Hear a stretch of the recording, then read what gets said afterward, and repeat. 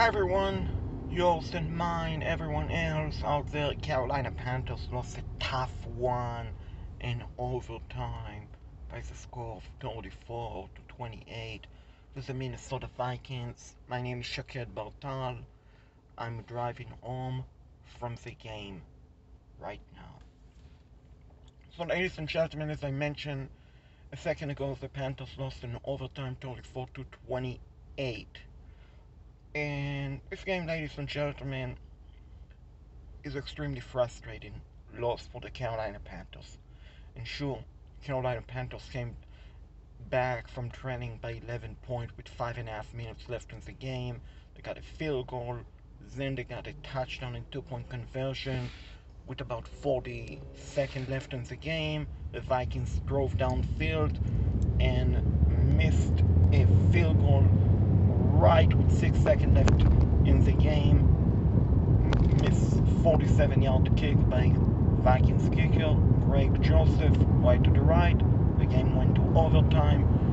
Vikings won the coin toss, elect to receive, and NFL in overtime. Right in overtime, you have 10 minutes overtime. If the first team get the ball, score a touchdown, the game ends. And that's how it ended. The Vikings marched down the field about 6 plays. It took them 75 yards, 6 plays, touchdown, the Vikings. And ladies and gentlemen, this game, as I mentioned earlier, is a very frustrating defeat. It's an extremely frustrating defeat by the Carolina Panthers. And it's a two-part fault defeat, blaming for it, plus a three-part fault. So, the two-part fault defeat: Sam Darnold, Robbie Anderson, DJ Moore, and the Panthers offensive line. They allowed 4 sacks today, but I'll be honest with you, I thought that they played overall much better today than they did last week and the week before that against the Dallas Cowgirls and the Philadelphia Fly Eagles. So overall, Panthers offensive line, yeah, they gave up the sacks, but I don't put them as much on the blame for the game today on their shoulder. I put much more of the blame on Panthers quarterback Sam Darnold on offense. Start to drive, first play on offense to start the game off. Sam Darnold threw one of the worst, and I absolutely mean it, one of the worst interception that any quarterback can throw. Sure, any interception is bad, but there are some interceptions that you scratch your head, ladies and gentlemen, and you wonder what the heck were you thinking? Because ladies and gentlemen, the interception by Sam Darnold to start the game off was a dumb, stupid, really bad interception. There is no other way to put it.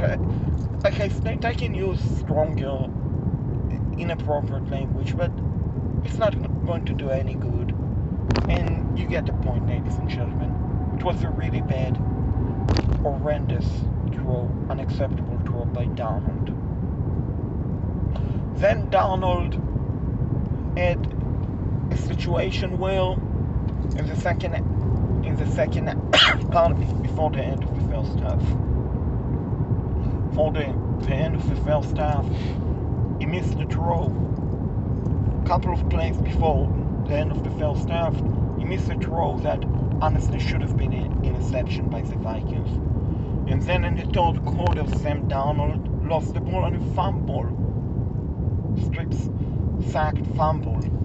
Lost the ball. And then in the third quarter, DJ Moore had a drop pass that resulted in a Vikings touchdown. Robbie Anderson had a couple of crucial drops. I saw that the official stat, Robbie Anderson was targeted 11 times. How many yards did he pick up? 11 yards. Totally unacceptable. Totally unacceptable for number 11, Robbie Anderson, ladies and gentlemen. Completely unacceptable by Robbie Anderson. And then we have to go to the defense. The defense, ladies and gentlemen, was today. They played like garbage. Absolutely like garbage. I understand it's a tough word and I get that. But that, honestly, is the only polite, respectable word to describe how the Carolina Panthers defense played today. 0 sack. 1 turnover. 0 sack. Close to 600 yard total offense that the Vikings had in the game today. The Panthers offense, pardon me, the Vikings offense made the Carolina Panthers defense look like a JV defense. High school type of a defense. 7th grader. That how bad the Carolina Panthers defense played today. And sure, some might say, oh, Shaquette, you're exaggerating. I'm really not. When you look at the stat, 0 sack, 1 pressure in the entire game, including overtime, and Colt Cousin. 0 interception, 1 fumble recovery, stripped fumble that was the result of a Viking player losing the ball after he caught the ball. But anyway, you get the point. The defense wasn't good today. They allow a Vikings touchdown, which was right after the Panthers score on the block field goal by Frankie Lulu the Clown. So Frankie Lulu the Clown, nicknamed the Clown, at the block punt. Keith Taylor recovered for Panthers touchdown. The following drive, the Vikings start off from their own 21 yard line. And instead of making a stop, instead of forcing the Vikings to go 3 and out, the Panthers defense could not stop the Vikings. The Vikings, on 3rd and 1, deep in their own territory, ladies and gentlemen, deep in their own territory, the Minnesota Vikings picked up 40 yard by the fullback. That, my friend, is completely unacceptable. It's totally unacceptable. 40 yard and 3rd and 1 to the fullback. That is unprofessional football. And they finally, the Carolina Panthers lost the game today because of the bad coaching job by defensive coordinator Phil Snow, by offensive coordinator Joe Brady, and by head coach Matt Rule. It's a team loss. It's a very frustrating, upsetting loss. It's a type of a loss that a good team should not lose this game. And I am sorry to say it, because I had high expectation coming to the season. I had high expectation after the Panthers started 3-0 that maybe, just maybe, they will be a good team. They will make the playoff. But honestly, how we look today,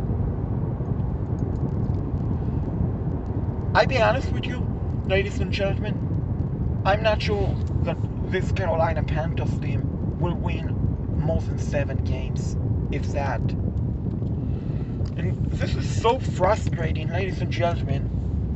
The only reason why I'm not banging and yelling and all of that, because at the end of the day, as frustrating as this game is, losing a game at home and overtime, coming back, trailing by 11 with 5.5 left, and then scoring the touchdown to tie the game up with, like I said, around 40 seconds left in the game. The only reason, my friend, why I'm not yelling, why I'm not making noise, like knocking on my wheel and so on, is because at the end of the day, myself, yours truly, or anyone else, being pissed off about it, it's not going to do us any good.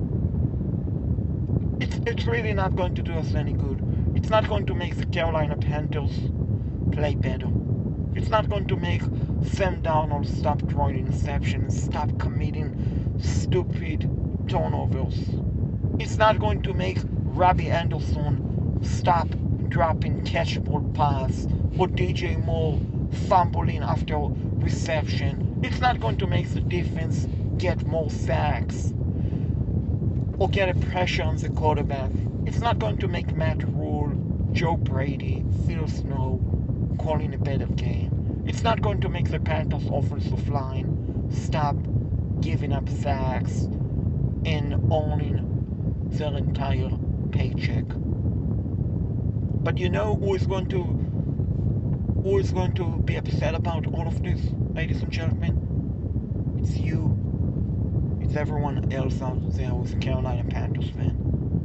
And yeah, this team is frustrating. Yeah, this team today embarrassed us. Yeah, they came back and forced overtime. Congratulations, Carolina Panthers.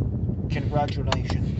But absolutely, I kid you not, I'm absolutely embarrassed and disgusted with the entire Carolina Panthers team today. They should all be ashamed, be embarrassed with what they produced today, which is completely unacceptable. But as I finish this video, ladies and gentlemen, at the end of the day, it's just sport. Win, lose or tie, we are Carolina Panthers fans for life. And then again, it's just sport. Life go on for us. It's not impacting us personally. So, it's just sport. It's pointless to be upset about it.